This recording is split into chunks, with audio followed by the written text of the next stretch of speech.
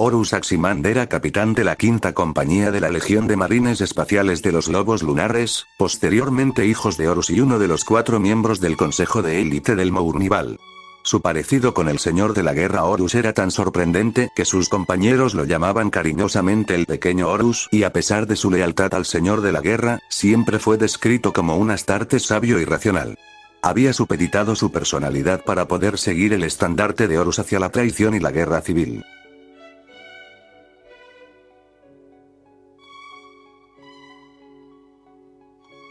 Al final de la Gran Cruzada, Horus Aximand era uno de los capitanes más prestigiosos de la Legión de los Hijos de Horus, al mando de la quinta compañía, sirvió en el Mournival junto a sus camaradas más cercanos Ezeka y Labadón, Tarik Torgadón y Astur Sejanus. Durante la Gran Cruzada, Horus Aximand participó en la batalla de 63-19, donde lastimosamente Astur Sejanus murió, pero su puesto sería reemplazado por Garbiel Loken, capitán de la 10ª compañía. Aximand estuvo presente en la ceremonia donde Loken se unió al Mournival, haciéndole jurar lealtad absoluta a la Gran Cruzada, al Mournival y a su legión. Posteriormente participó en la guerra contra Murder, luchando contra los megarácnidos y salvándole la vida a Eidolon. También estuvo presente en la guerra contra los Interex, el punto de inflexión de la legión y donde pasaron a nombrarse hijos de Horus. Por consejo de Erebus, Aximand se involucró profundamente en las logias guerreras que llevaron a la corrupción de los hijos de Horus. Cuando Horus fue herido de muerte en la luna de Babin, Aximand dudó terriblemente de aceptar que Horus vaya al templo de la logia de la serpiente para que se curara. Erebus dijo que solo haría falta que una persona se muestre en contra de la decisión para que no se haga, y Aximand dudó bastante, creyendo que tenían que escuchar a Tarik Torgadón, quien no se encontraba ahí, pero al final su propuesta fue desestimada ya que todos creían que Tarik iba a estar a favor de llevar a Horus al templo. Poco después, Aximand estuvo en la discusión en la entrada del templo de la logia, donde prácticamente todo el alto mando de la legión criticó a Tarik y a Garbiel Loken por mostrarse en contra de llevar a Horus al templo. Aximand siguió a su señor de la guerra a la traición a regañadientes, pero a diferencia de Abaddon, quería salvar a tantos hermanos de batalla como fuera posible. Expresó una extrema dificultad emocional al luchar contra Loken y Torgadón durante la batalla de Isban III, e intentó convencer a Tarik de cambiar de bando, pues Horus solo quería ver muerto a Loken pero no había dicho nada de Torgadón. Torgadón solo se burló de Aximand, a pesar de su parecido físico con Lupercal, Aximand siempre mostraba duda. Tarik murió a manos de Aximand durante el duelo del Mournival, lo cual hizo enojar terriblemente a Loken, pero bueno, Garbiel también murió en ese duelo. Horus Aximand fue visto en la masacre del lugar de desembarco en Isban V, luchando junto a los hijos de Horus y acompañando a Abaddon.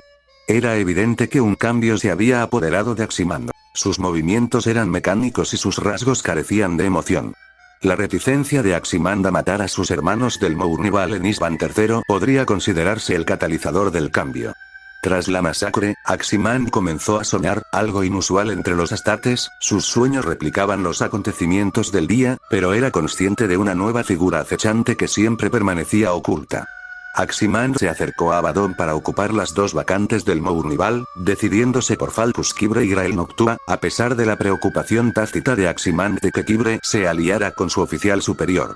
Aximand colocó a Grael Noctua en su equipo de mando para evaluar su posible ingreso al Mournival, mientras los hijos de Horus atacaban Buey. Las fuerzas de Aximand derrotaron fácilmente a los defensores humanos hasta la aparición de los Astartes leales liderados por Shadrach Meduson, 10º capitán de los Manos de Hierro.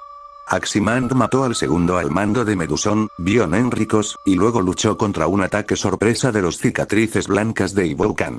Justo cuando llegaban los refuerzos, Aximand perdió la parte frontal de su casco y su rostro por una espada de los Cicatrices Blancas. Mientras estaba inconsciente en la Medicae sometiéndose a una reimplantación facial, Aximand finalmente vio la figura acechante, Garbiel Loken.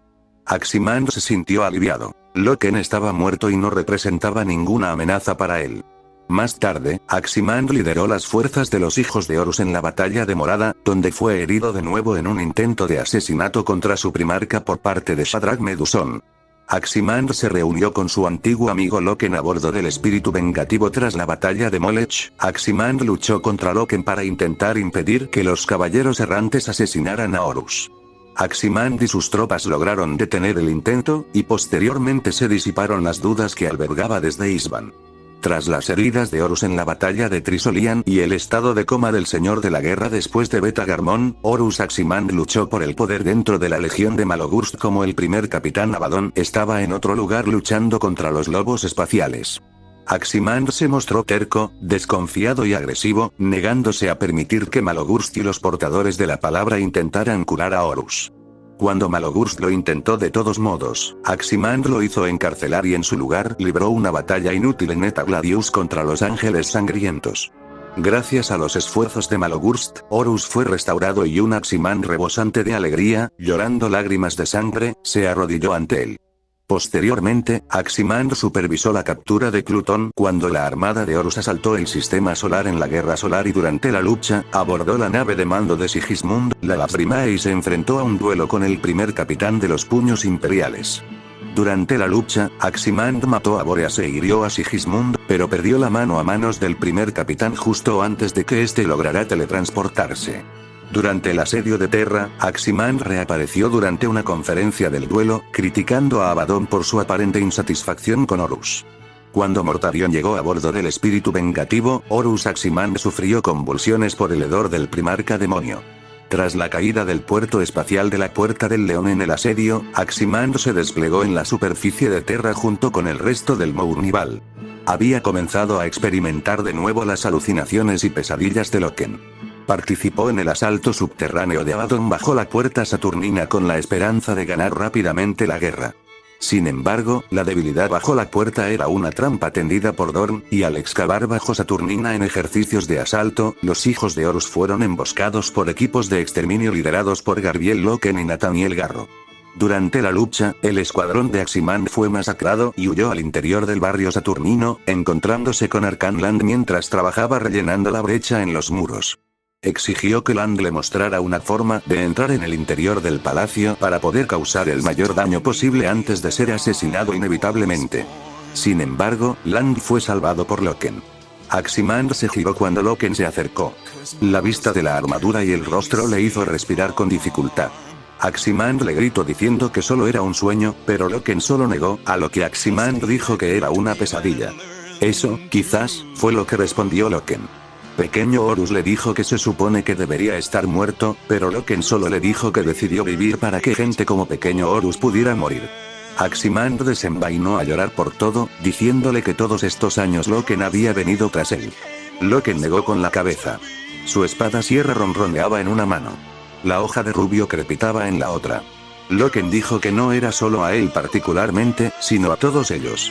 Aximand insistió diciendo que Loken siempre había venido solo tras él, lo sabía. Loken solo le dijo que tal vez solo era la culpa que Pequeño Horus sentía en su interior. Se abalanzaron el uno sobre el otro, las hojas describiendo arcos en la suave luz. Los filos chocaron. Los rápidos impactos resonaron en la galería vacía. Aximand paró ambas hojas de Loken. No había perdido el toque.